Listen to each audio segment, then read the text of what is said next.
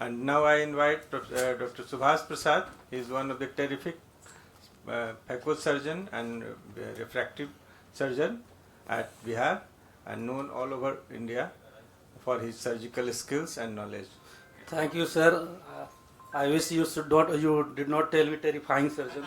So One thing I want to add. भाई अंग्रेजी कमजोर है मेरा, कुछ भी हो सकता है. There is anterior to posterior segment surgeon. Sir is very good surgeon. I have seen him. So let me start. I have It's seen time him is doing, sticking away. buckling and vitrectomy. Pole to pole surgeon. Thank you, Dr. Amit, for allowing me in your IC. So glaucoma is an important problem which occurs after trauma. So traumatic glaucoma is a type of secondary glaucoma that develops following blunt or penetrating ocular injury. The glaucoma which occurs entails several mechanisms by which the glaucoma occurs after trauma. There are various factors which play into developing glaucoma after trauma. So there can be types of ocular injury which can produce glaucoma, like it could be blunt injury, open globe injury with or without foreign body. There can be radiation injury, chemical injury, thermal, but I will limiting to this blunt or open globe injury. It can occur early or can even manifest very late, even months together. So these traumatic patients must have a very regular follow-up. Trauma occurring after blunt injury, it can occur in a way that whenever there is injury to the globe, there is anterior-posterior compression of the eyeball followed by equatorial expansion, and this creates injury to several rings of the tissue, and the maximum force is transferred to the angle structures, and that's the reason that it causes injury to the angle, causing injury to the trabecular meshes, producing the angle recession and cyclodialysis cleft, and then lead to the these all lead to the glaucoma. So early onset glaucoma could be due to trabecular disruption, hypema, iritis, the inflammatory part, or choroidal hemorrhage. Late onset it can be because of angle recession, ghost cell glaucoma, hemolytic, hemosiderin, or due to lens subluxation or dislocation. The trabecular meshwork may be disruption, may be partial tear or superficial tear or full thickness tear. It can have various kind of presentation, like early rise in intraocular pressure or even the chronic rise in intraocular pressure due to the fibrosis of the structures. What we see usually in our clinical setting is hypema. So this is very important clinical sign which we usually come across in these patients. The source of bleeding are mainly two. The first is the anteroposterior compression causes equatorial expansion and tearing of the blood vessels at the ciliary body and stomal iris, or there can be damage to the fragile blood vessel due to sudden rise in intraocular pressure. These blood cells causes obstruction of the trabecular meshworks, and this hypema creates more problem in patients who are have sickle cell anemia because of the deformed RBC, which does not actually gets cleared through the trabecular meshwork. There can be associated inflammation that is very commonly seen in these patients, like iritis or trabeculitis. This can again lead to rise in intraocular pressure. Sometimes there can be acute rise in IOP because of the choroidal hemorrhage, but usually seen in those patients who are in anticoagulant. Late onset glaucoma classically described as angle recession. Angle recession, what is angle recession? Actually, there is a tear between the longitudinal and circular layers of the ciliary muscles, which can be seen in gonioscopy as enlarged or widened ciliary body band. As per angle recession per se does not cause rise in the intraocular pressure, but it signifies that there is a severe injury to the angle structure which causes scarring and decrease in the outflow facility. And 5% of the patients develop glaucoma if the involvement of the angle is more than 270 degree, and nearly 1/4 patient with almost 360 degree of angle recession can develop glaucoma. Ghost cell glaucoma is another important things which can be seen in patients who have undergone trauma and later on develop vitreous hemorrhage. This usually occurs after few weeks. This is because of the change in the shape of the RBC and consistency, which becomes this RBC becomes spherical instead of biconcave, and contains hinge body or degenerated hemoglobin, and because of that it changes the color, and this can pass through the jonular dehiscence into the anterior chamber, and that clogs the trabecular meshes. These are not that important. So lens dislocation subluxation, as described by Amit Raj, can be very good.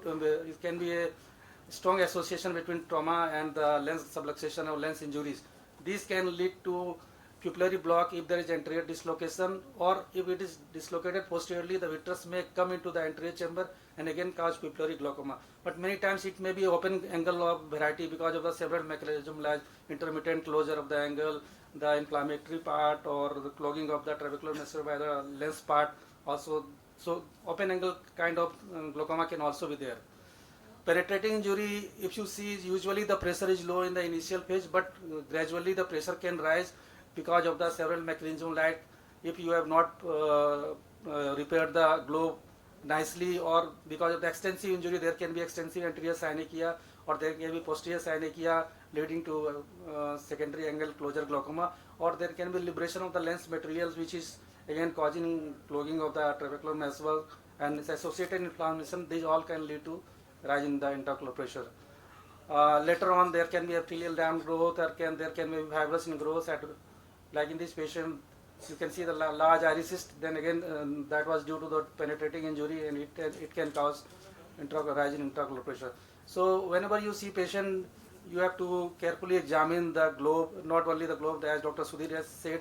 First do the systemic examination, then the ocular adnexa, then the ocular examination. You look at the pupillary reaction, visual acuity. Slit lamp examination is the most important thing, and gonioscopy should be avoided in the earlier part of the trauma. Let the inflammation settle down, then you can do gonioscopy later on. As such, it is not going to change the management of the glaucoma in the patients. So it's better to be avoided. Do the dilated eye examination to look for any zonal dehiscence, and indirect ophthalmoscopy has to be done. The gonioscopic finding can be, depending upon the injury, it can have various types of appearance, like there can be widened ciliary body face in case of angle recession, or then can be membrane overlying the angle.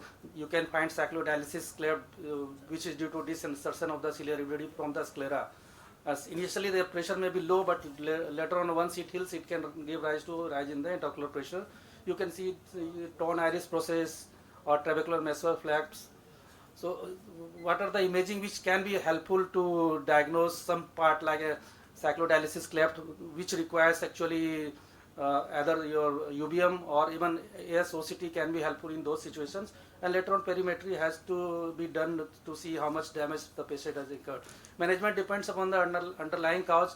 Mainstay of the treatment is the anti-glaucoma treatment, because most of the time the glaucoma gradually subsides and the patient's IOP recovers.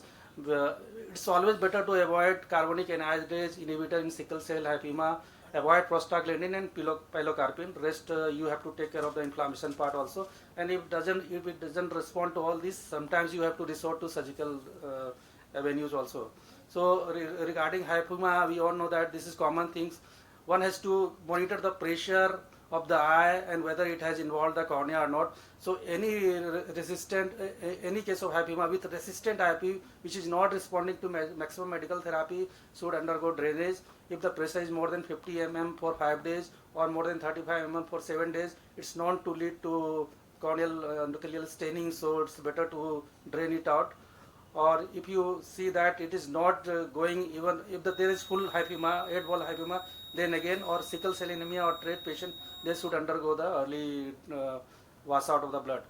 So in the early part, the drainage does not require anything extra, just do paracentesis and it will come out.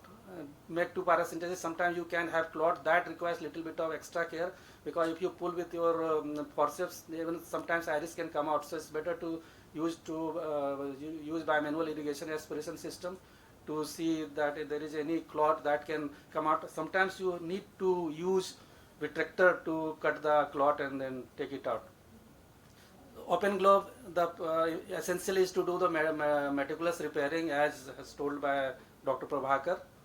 So just to summarize, glaucoma can arise from any kind of trauma. It can manifest early or late. So all these patients require long-term follow-up. Even if you find that one eye has some glaucomatous damage and other eye is normal, then always suspect that probably the patient had undergone trauma. Sometimes patient may not give history if it had occurred during the childhood. So do the gonioscopy and you can find the changes. Control the IOP and treat the underlying cause, and associated ocular injury needs attention. And as told, regular follow-up of the trauma case is mandatory.